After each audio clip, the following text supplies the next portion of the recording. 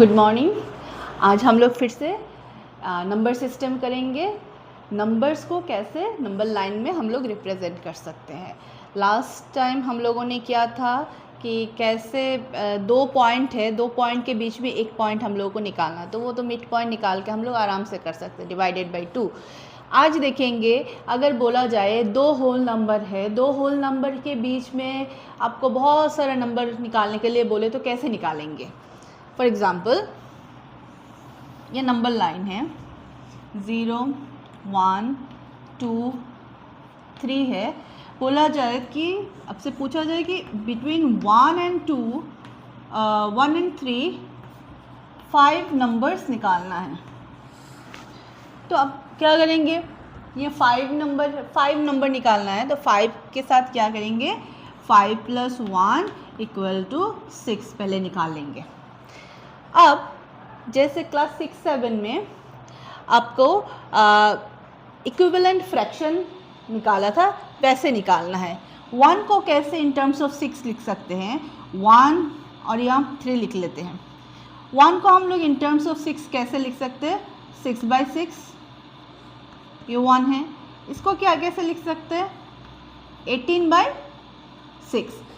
अब आप लोग देखिए 18 और 6 के बीच में कितना नंबर है, 18 - 6 कितना आ रहा है आपका 12 नंबर।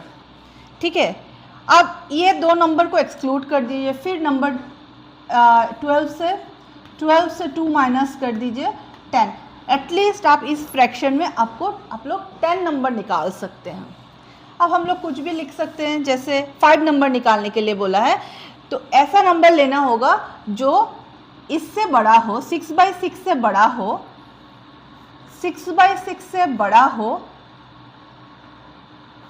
और 18/6 से छोटा हो।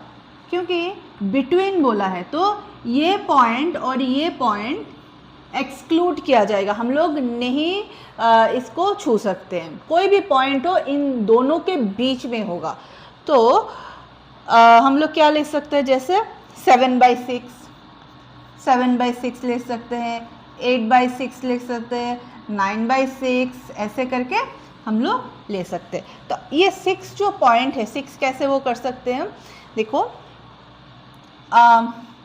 ये क्या है आपका, हर एक में 6 वो होगा, तो 1 2 3 4 5 और ये 1 2 3 4 5 6 हो गया आपका। 1 2 3 4 5 6 गैपिंग हो गया।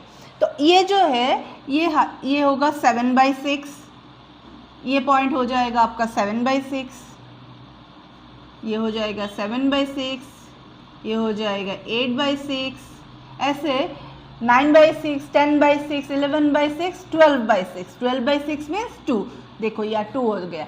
फिर 13/6, 14/6, 15/6, 16/6, 17/6, 18/6। 18/6 मीन्स 3, ऐसे हो गया। तो आप यहाँ से 5 नंबर नहीं, अब रैंडमली कोई भी 5 नंबर आप इसमें इसके बीच में ले लो, आप लोगों का ये प्रॉब्लम सॉल्व हो जाएगा। अब आ रहा है कि फ्रैक्शन में हो तो कैसे निकाले। ये तो हो गया होल नंबर के लिए। आप जो नंबर निकालने के लिए बोलेंगे उसके साथ +1 करके जो होता है उसको रिलेटिव फ्रैक्शन में आप निकाल लो, फिर इक्विवेलेंट फ्रैक्शन में निकाल लो, फिर आप इसको आपका जो आपका नंबर चाहिए वो सब आप लोग निकाल सकते हो। लेकिन अगर फ्रैक्शन में हो तो आप लोग कैसे करोगे।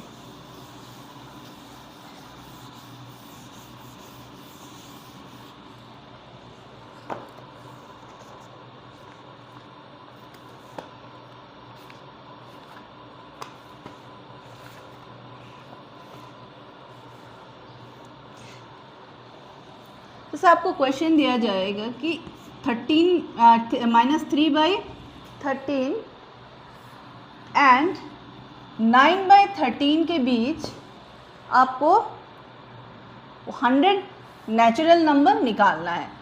तो यहाँ से कितना है, इसका डिफरेंस कितना आ रहा है, 9 माइनस -3, तो ये हो रहा है 9 + 3, ओनली 12 डिफरेंस हो रहा है। न्यूमरेटर के डिफरेंस कितना हो रहा है, तो इतना हो रहा है। तो आपको -2 कर देने से ओनली 10 आपको, अब 10 नंबर आप लोगों को मिलेगा।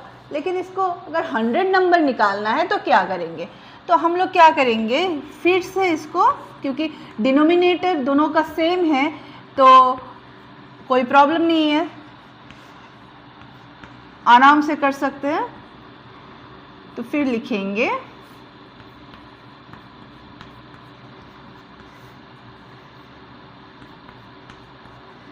तो हम लोग क्या करेंगे, 10 से मल्टीप्लाई कर देंगे दोनों को। तो अब क्या हो गया, अब इक्विवेलेंट फ्रैक्शन क्या हो रहा है, -30 90 बाय 130। अब 90 और -30 के बीच में डिफरेंस कितना आ रहा है, देखो ये आ रहा है 120। तो आप लोग ये फ्रैक्शन निकालने के बाद आप लोग क्या निकाल सकते हो, 118 नंबर्स निकाल सकते हो, फ्रैक्शनल नंबर्स निकाल सकते हो। तो क्या होगा, यहाँ पे भी सेम है, इससे बड़ा और इससे छोटा नंबर। इससे बड़ा नंबर मीन्स आपको, इससे बड़ा कितना होगा, -29 बाय 130 से स्टार्ट होगा, और यहाँ पे क्या होगा, 89 बाय 130 यहाँ तक आप लोग लिख सकते हो। तो टोटल 118 नंबर लिख सकते हो। यहाँ पे बोला गया है कि in between these two fraction you have to find out 100 natural 100 rational numbers. 100 rational numbers आप अगर निकालते हो तो ऐसे निकाल सकते हो, 100 नहीं, 100 से ज़्यादा हो जाएगा, आप 100 तक ही लिख लेना, ठीक है। आई होप आप लोगों को ये समझ में आ गया है। हम लोग नेक्स्ट क्लास में करेंगे